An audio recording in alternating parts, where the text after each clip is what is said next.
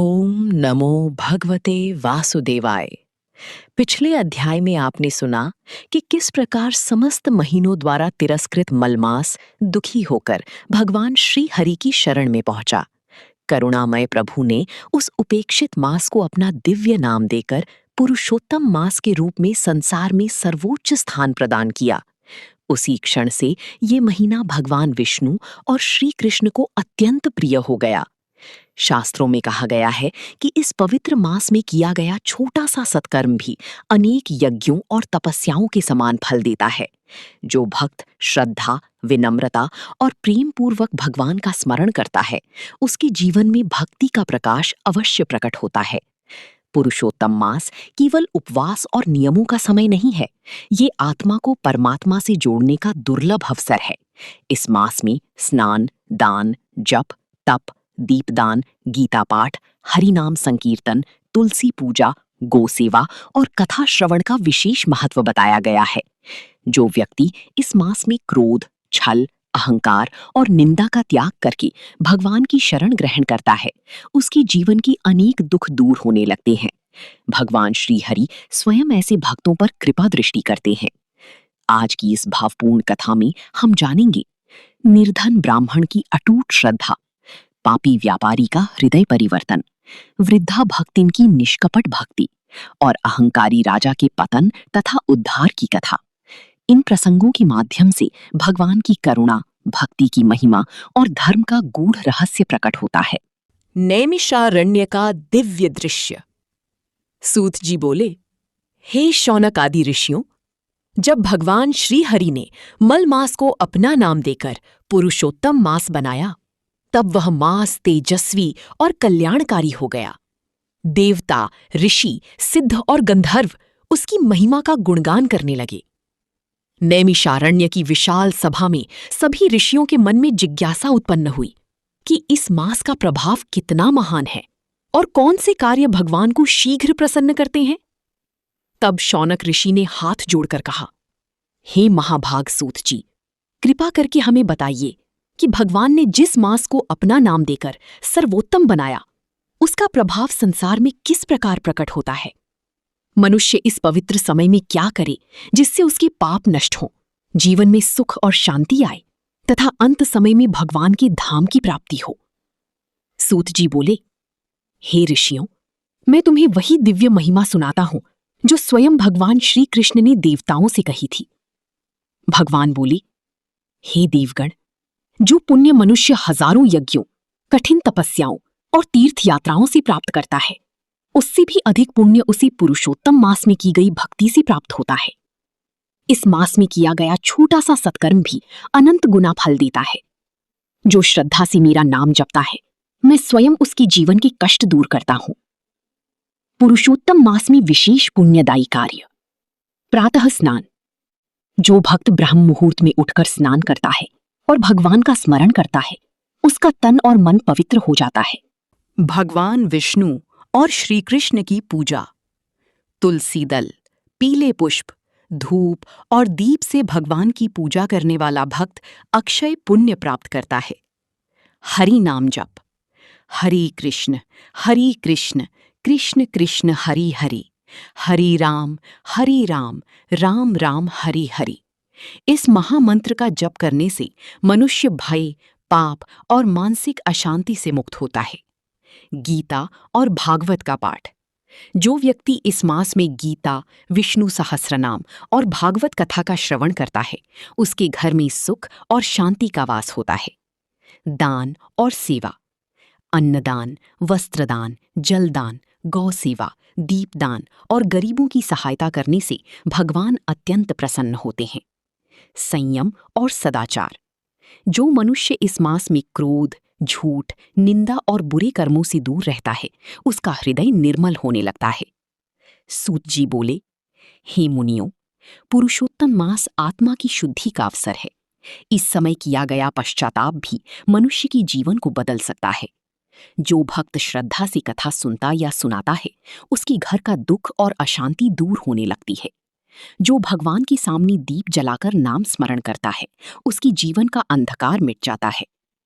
इतना सुनकर सभी ऋषि भाव विभोर हो उठे और बोले, धन्य है पुरुषोत्तम मास, धन्य है भगवान श्री हरि, जिन्होंने उपेक्षित मास को भी अपना बना लिया। पहली कथा, निर्धन ब्राह्मण की श्रद्धा। सूत जी बोले, हे ऋषियों, अब मैं तुम्हें एक ऐसे निर्धन ब्राह्मण की कथा सुनाता हूं जिसकी निष्काम भक्ति से स्वयं भगवान प्रसन्न हो गए। बहुत समय पहले अवंती नगरी में माधव नाम का एक ब्राह्मण रहता था। वो विद्वान, शांत स्वभाव वाला और भगवान विष्णु का परम भक्त था। उसकी पत्नी गौरी भी अत्यंत धर्मपरायण और पतिव्रता थी, किंतु उनके जीवन में अत्यंत दरिद्रता थी। छोटी सी टूटी हुई कुटिया, फटे वस्त्र और कई दिनों तक भोजन का अभाव, यही उनका जीवन था। फिर भी उनके मुख पर कभी शिकायत नहीं आती थी। वे सदैव कहते, जो कुछ भगवान करते हैं वही हमारे कल्याण के लिए होता है। माधव प्रतिदिन नदी में स्नान करके तुलसी को जल अर्पित करता और भगवान का नाम जपता। गौरी मिट्टी के छोटे दीपक में तेल डालकर भगवान के सामने दीप जलाती और कहती, हे पुरुषोत्तम प्रभु, हमारे पास धन नहीं, परंतु हमारा प्रेम स्वीकार कीजिए। कुछ समय बाद पुरुषोत्तम मास प्रारंभ हुआ। पूरे नगर में उत्साह फैल गया। मंदिरों में भजन होने लगे, लोग व्रत और दान की तैयारी करने लगे। माधव ने कहा, देवी, ये वही मास है जिसे भगवान ने अपना नाम दिया है। यदि हम श्रद्धा से इसका पालन करें तो प्रभु अवश्य कृपा करेंगे। गौरी ने धीरे से कहा, स्वामी, हमारे पास न पूजा की सामग्री है और न दान देने योग्य धन, हम क्या करेंगे? माधव मुस्कुराया, भगवान को वैभव नहीं, भाव चाहिए। अगले दिन से दोनों ने व्रत आरंभ कर दिया। वे प्रातः स्नान करते, दीप जलाते और हरि नाम का संकीर्तन करते। एक दिन माधव भिक्षा मांगने नगर गया, परंतु उसे कुछ प्राप्त न हुआ। लौटते समय उसे एक वृद्ध साधु मिले जो अत्यंत भूखे थे। उन्होंने कहा, वत्स, यदि कुछ भोजन हो तो मुझे दे दो। माधव के पास केवल थोड़ा सा आटा था। कुछ क्षण वह सोच में पड़ गया। फिर उसके भीतर से आवाज आई, भूखे को भोजन कराना ही सबसे बड़ा धर्म है। उसने सारा आटा साधु को दे दिया। साधु प्रसन्न होकर बोले, वत्स, तुम्हारी भक्ति से भगवान अवश्य प्रसन्न होंगे। जब माधव घर पहुंचा और गौरी को सब बताया तो उसने आंसू भरी आंखों से कहा, स्वामी, आपने स्वयं भगवान को भोजन कराया है। उस रात दोनों ने केवल जल पीकर भगवान का स्मरण किया। आधी रात को अचानक उनकी कुटिया दिव्य प्रकाश से भर उठी। मधुर बांसुरी की ध्वनि सुनाई देने लगी। उन्होंने देखा, स्वयं भगवान श्री कृष्ण उनके सामने खड़े हैं। दोनों उनके चरणों में गिर पड़े। भगवान बोले, हे माधव, तुमने निर्धन होते हुए भी भूखे साधु को भोजन दिया। तुमने कभी दुख के लिए मुझे दोष नहीं दिया। यही सच्ची भक्ति है। माधव ने हाथ जोड़कर कहा, प्रभु, हमें धन नहीं चाहिए, बस आपकी भक्ति बनी रही। भगवान मुस्कुराए।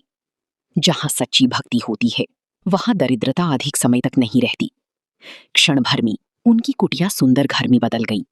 घर अन्न और वस्त्रों से भर गया, परंतु सबसे बड़ा वरदान था भगवान के चरणों में अटूट प्रेम।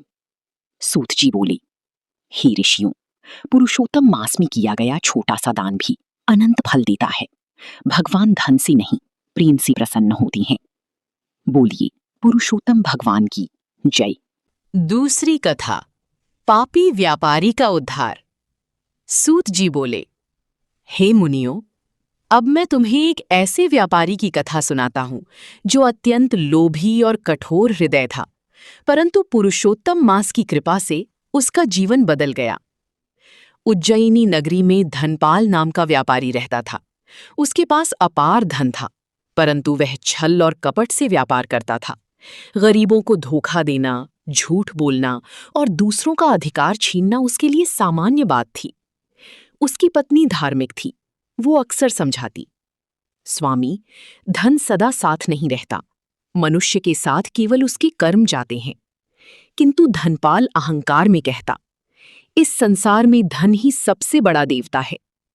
कुछ समय बाद पुरुषोत्तम मास प्रारंभ हुआ। नगर में भजन और कथा होने लगी, लेकिन धनपाल इन सब का उपहास करता था। एक दिन उसकी पत्नी ने कहा, कम से कम इस पवित्र मास में कुछ दान तो कीजिए। धनपाल क्रोधित होकर घर से निकल गया। रास्ते में उसे एक तेजस्वी साधु मिले। उन्होंने कहा, वत्स, ये पुरुषोत्तम मास है। इस समय किया गया थोड़ा सा पुण्य भी अनंत फल देता है।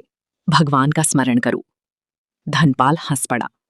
यदि भगवान इतनी दयालु हैं, तो मुझे बिना भक्ति के ही सुख क्यों नहीं देते? साधु शांत स्वर में बोले, मनुष्य अपनी कर्मों का फल भोगता है, परंतु भगवान की शरण में आने वाला सबसे बड़ा पापी भी बच जाता है। धनपाल आगे बढ़ गया। कुछ दूर जाते ही भयंकर तूफान आ गया। उसका रथ पलट गया। सेवक भाग गई और वो घायल अवस्था में जंगल में अकेला रह गया। भयभीत होकर उसने पहली बार भगवान को पुकारा, हे प्रभु, मेरी रक्षा कीजिए। तभी उसे दूर एक छोटा मंदिर दिखाई दिया। वह किसी प्रकार वहां पहुंचा। मंदिर में भक्त हरि नाम संकीर्तन कर रहे थे। उनकी मधुर ध्वनि सुनकर उसका कठोर हृदय पिघलने लगा। पुजारी ने उसे बैठाया और पुरुषोत्तम मास की महिमा सुनाई। उन्होंने कहा, भगवान बाहरी वैभव नहीं देखते, वे हृदय की भावना देखते हैं। ये सुनकर धनपाल रो पड़ा। क्या भगवान मेरे जैसे पापी को भी क्षमा करेंगे? पुजारी बोले, सच्चा पश्चाताप ही भगवान तक पहुंचने का मार्ग है। उस दिन से धनपाल बदल गया। उसने व्रत रखा, गरीबों को भोजन कराया, मंदिर में दीपदान किया और भगवान का नाम जपने लगा। धीरे धीरे उसका हृदय निर्मल हो गया। अब वो लोगों की सहायता करने लगा। कुछ समय बाद वही साधु पुनः उसके घर आए। धनपाल उनके चरणों में गिर पड़ा और बोला, आपकी कृपा से मेरा जीवन बदल गया। साधु बोले, वत्स, यही पुरुषोत्तम मास की महिमा है। ये पतित को भी पावन बना देता है। बोलिए पुरुषोत्तम भगवान की जय। तीसरी कथा, वृद्धा भक्तिन का दीपक। सूत जी बोले, हे ऋषियों, अब मैं तुम्हें एक ऐसी वृद्धा की कथा सुनाता हूं जिसकी छोटी सी भक्ति ने भगवान का हृदय पिघला दिया। एक छोटे गांव में गंगाबाई नाम की वृद्धा रहती थी। उसका संसार में कोई सहारा नहीं था। वो अत्यंत निर्धन थी और गांव में छोटे मोटे कार्य करके जीवन चलाती थी। फिर भी उसके मुख पर सदैव भगवान का नाम रहता था। जब पुरुषोत्तम मास प्रारंभ हुआ तो उसने निश्चय किया कि वो प्रतिदिन भगवान के सामने दीपक जलाएगी। उसके पास न घी था और न सुंदर दीपक। उसने बड़ी कठिनाई से थोड़ा तेल बचाया और मिट्टी का छोटा दीप बनाया। संध्या के समय वो मंदिर पहुंची। वहां धनी लोग बड़े बड़े घी के दीप जला रहे थे। गंगाबाई चुपचाप एक कोने में बैठ गई और अपना छोटा दीप भगवान के सामने रखकर बोली, हे प्रभु, मेरे पास आपको देने के लिए कुछ नहीं है। ये दीप ही मेरी भक्ति है। तभी तेज हवा चलने लगी। मंदिर के कई बड़ी दीप बुझ गए, परंतु गंगाबाई का छोटा दीप जलता रहा। सभी आश्चर्यचकित रह गए। तभी मंदिर में दिव्य प्रकाश फैल गया और आकाशवाणी हुई, जिस दीप में सच्ची भक्ति का प्रकाश होता है, उसे संसार की कोई आंधी बुझा नहीं सकती। सभी भक्त भाव विभोर हो उठे। पुजारी ने कहा, माता, आज भगवान ने सिद्ध कर दिया कि उन्हें वैभव नहीं, प्रेम प्रिय है। कुछ समय बाद गंगाबाई ने भगवान का नाम लेते लेते शरीर त्याग दिया। कहा जाता है कि भगवान के दूत उसे लेने आए और उसे परम धाम ले गए। सूत जी बोले, हे ऋषियों, भगवान बाहरी आडंबर नहीं देखते, वे केवल भक्त का प्रेम देखते हैं। बोलिए पुरुषोत्तम भगवान की जय। चौथी कथा, अहंकारी राजा का पतन। सूत जी बोले, हे शौनक आदि ऋषियों, अब मैं तुम्हें पुरुषोत्तम मास की एक ऐसी कथा सुनाता हूं जो मनुष्य को ये शिक्षा देती है कि अहंकार चाहे कितना भी बड़ा क्यों ना हो, भगवान की कृपा और सच्ची पश्चाताप के सामने टिक नहीं सकता। ये कथा है चंद्रपुर राज्य की राजा वीरसेन की। एक ऐसी राजा की जिसके पास अपार धन, विशाल सेना, असीम शक्ति और अथाह वैभव था, किंतु जिसका हृदय धीरे धीरे अभिमान के अंधकार में डूब गया। बहुत समय पहले चंद्रपुर नामक राज्य अत्यंत समृद्ध और सुखी था। चारों ओर हरियाली फैली रहती थी। नगर की सड़कें स्वच्छ थीं, बाजारों में चहल पहल रहती थी। प्रजा सुखपूर्वक जीवन व्यतीत करती थी। उस राज्य का राजा वीरसेन अत्यंत पराक्रमी और बुद्धिमान था। युद्ध कला में उसका कोई मुकाबला नहीं था। उसकी सेना इतनी विशाल थी कि दूर दूर के राजा भी उससे भय खाती थी। राजमहल सोने और चांदी से सुसज्जित था। सैकड़ों सेवक उसकी सेवा में सदैव उपस्थित रहती थी। प्रजा भी प्रारंभ में उसका बहुत सम्मान करती थी, किंतु धीरे धीरे वैभव और शक्ति ने उसकी मन को बदलना शुरू कर दिया। अब उसे अपनी शक्ति पर अत्यधिक गर्व होने लगा। वो सोचने लगा कि उसकी सफलता केवल उसकी पराक्रम का परिणाम है। वो दरबार में अक्सर कहा करता, मेरे समान शक्तिशाली राजा इस पृथ्वी पर कोई नहीं।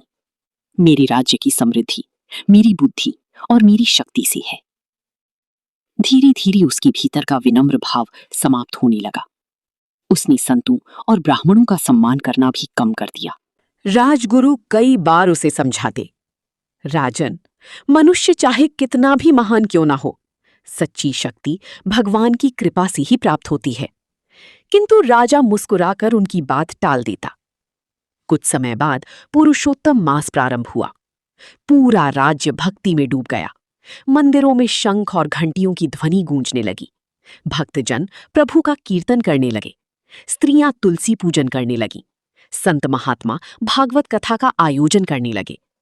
राजगुरु एक दिन राजा के पास आए और बोले, महाराज, यह पुरुषोत्तम मास अत्यंत दुर्लभ और पवित्र है। यदि आप इस मास में भगवान श्री हरि की भक्ति करेंगे तो आपका जीवन और भी धन्य हो जाएगा। राजा अहंकार से हंस पड़ा। वह बोला, गुरुदेव, मैं ही इस राज्य का पालन करता हूं। मेरी सेना मेरी रक्षा करती है। मुझे किसी भगवान की आवश्यकता नहीं।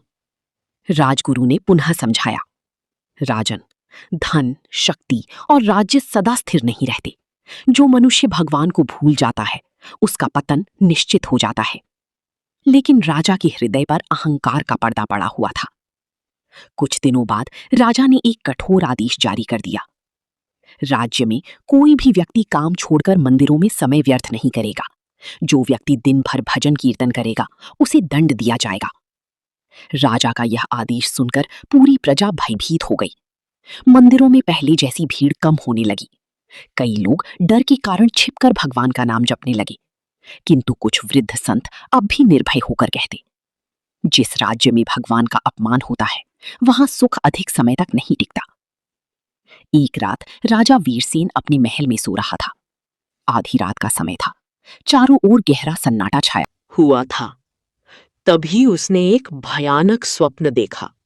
उसने देखा कि उसका विशाल राजमहल धीरे धीरे टूट रहा है। सिंहासन अग्नि में जल रहा है। उसकी सेना पराजित होकर भाग रही है और वो स्वयं फटे वस्त्रों में जंगलों में भटक रहा है। अचानक आकाश से एक गंभीर आवाज गूंजी, अहंकारी मनुष्य का पतन निश्चित है। राजा भयभीत होकर उठ बैठा। उसका शरीर पसीने से भीग चुका था।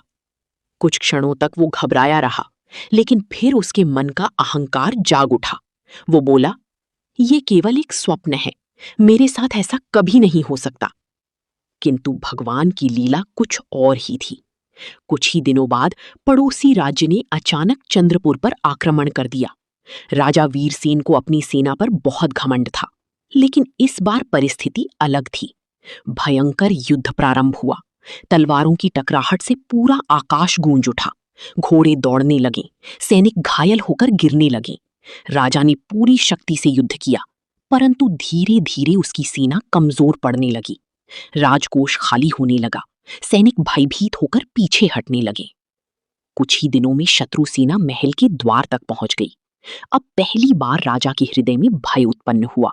जिस राजा को अपनी शक्ति पर घमंड था, आज वही अपने प्राण बचाने के लिए महल छोड़कर भाग रहा था। रात के अंधकार में वो अकेला जंगल की ओर निकल गया। कई दिनों तक वो जंगलों में भटकता रहा। न उसके पास भोजन था, न जल, न सेवक, न सेना। भूख और प्यास से उसकी अवस्था अत्यंत दयनीय हो गई। चलते चलते वो एक नदी के किनारे बैठ गया और सोचने लगा, कल तक मैं इतना शक्तिशाली था, आज मेरे पास कुछ भी नहीं बचा। उसी राजगुरु की बातें याद आने लगी। उसका हृदय पश्चाताप से भर उठा। तभी दूर उसे एक छोटा सा आश्रम दिखाई दिया। वहां से मधुर भजन की ध्वनि सुनाई दे रही थी। हरे कृष्ण कृष्ण कृष्ण हरे हरे, हरे राम राम राम हरे हरे। उस भजन को सुनते ही राजा का व्याकुल मन शांत होने लगा। राजा धीरे धीरे आश्रम के भीतर पहुंचा। कुछ संत भगवान श्री कृष्ण की मूर्ति के सामने कीर्तन कर रहे थे। आश्रम का वातावरण अत्यंत शांत और पवित्र था।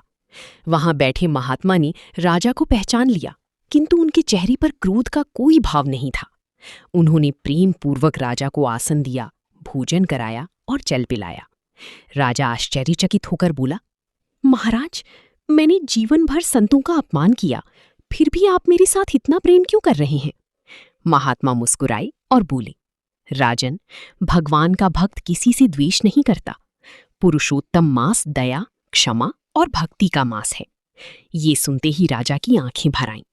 महात्मा ने राजा को समझाते हुए कहा, राजन, धन, राज्य, सेना और वैभव सब नश्वर हैं। मनुष्य का सबसे बड़ा शत्रु उसका अहंकार है। अभिमान मनुष्य को भगवान से दूर कर देता है, और जो भगवान से दूर हो जाता है उसके जीवन से शांति चली जाती है। राजा फूट फूट कर रोने लगा। वो बोला, महाराज, मैंने अहंकार में आकर भगवान और संतों का अपमान किया। क्या मेरी जैसे अपराधी को भी क्षमा मिल सकती है? महात्मा ने शांत स्वर में कहा, यदि मनुष्य सच्ची हृदय से पश्चाताप करे तो पुरुषोत्तम भगवान सबसे बड़े पापी को भी क्षमा कर देते हैं। उस दिन से राजा वीरसेन का जीवन बदल गया। उसने आश्रम में रहकर पुरुषोत्तम मास का व्रत किया। प्रातःकाल स्नान करता, भगवान का नाम जपता, संतों की सेवा करता और विनम्रता से कथा सुनता। धीरे धीरे उसका हृदय निर्मल होने लगा। अब उसे समझ आ चुका था कि सच्चा सुख राज सिंहासन में नहीं, भगवान की भक्ति में है। कुछ समय बाद चंद्रपुर की प्रजा उसे खोजते हुए आश्रम पहुंची। उन्होंने बताया कि शत्रु सेना वापस लौट चुकी है और राज्य की जनता अपने राजा को वापस चाहती है। लेकिन अब वीरसेन पहले जैसा नहीं रहा था। राज्य लौटकर उसने सबसे पहले भगवान श्रीहरि का एक विशाल मंदिर बनवाया। उसने संतों का सम्मान किया, गरीबों को दान दिया और पूरे राज्य में भक्ति का प्रचार कराया। फिर उसने सभा में खड़े होकर घोषणा की, आज मैं समझ गया हूं कि राज्य की सबसे बड़ी शक्ति सेना या धन नहीं, बल्कि भगवान की कृपा है। अहंकार मनुष्य का पतन करता है, जबकि विनम्रता उसे भगवान के निकट ले जाती है। उस दिन के बाद चंद्रपुर राज्य में पहले से भी अधिक सुख और समृद्धि फैल गई। प्रजा आनंदपूर्वक जीवन बिताने लगी। मंदिरों में पुनः भजन कीर्तन होने लगे और राजा वीरसेन प्रतिदिन भगवान श्री कृष्ण के चरणों में सिर झुकाकर प्रार्थना करता, हे पुरुषोत्तम प्रभु, मुझे कभी अहंकार के मार्ग पर मत चलने देना। सूत जी बोले, हे ऋषियों, अहंकार मनुष्य का सबसे बड़ा शत्रु है। पुरुषोत्तम मास हमें विनम्रता, भक्ति और सेवा का मार्ग सिखाता है। जो मनुष्य भगवान के सामने सिर झुकाता है, भगवान उसका जीवन ऊंचा उठा देते हैं, और जो अभिमान में भगवान को भूल जाता है, उसका पतन निश्चित हो जाता है। बोलिए पुरुषोत्तम प्रभु की जय। हरि नाम की महिमा। देवर्षि नारद वीणा बजाते हुए गाने लगे, हरे कृष्णा कृष्णा कृष्णा हरे हरे, हरे रामा रामा रामा हरे हरे। उनके कीर्तन से संपूर्ण वातावरण भक्तिमय हो उठा। देवता पुष्प वर्षा करने लगे और ऋषि ध्यान में लीन हो गए। पुरुषोत्तम मास में क्या करें? ब्रह्म मुहूर्त में उठें, स्नान करके भगवान का स्मरण करें, तुलसी पूजन करें, दीपदान करें, गीता और भागवत पढ़ें, हरि नाम जपें, गरीबों की सहायता करें, सात्विक भोजन करें, क्रोध और निंदा से दूर रहें, सत्संग करें, कथा सुनें और सुनाएं। अध्याय 3 का दिव्य संदेश। निर्धन ब्राह्मण की श्रद्धा, व्यापारी का पश्चाताप, वृद्धा का दीपदान और राजा का अहंकार टूटना। ये सभी हमें यही सिखाते हैं कि भगवान को बाहरी वैभव नहीं, हृदय का प्रेम प्रिय है। पुरुषोत्तम मास आत्मा को शुद्ध करने का दुर्लभ अवसर है। जो भक्त श्रद्धा से भगवान का नाम जपता है, कथा सुनता है और दूसरों को सुनाता है, उसके जीवन में अवश्य परिवर्तन आता है। भगवान श्रीहरि आप सभी के जीवन में सुख, शांति, भक्ति और सद्बुद्धि प्रदान करें। ओम नमो भगवते वासुदेवाय।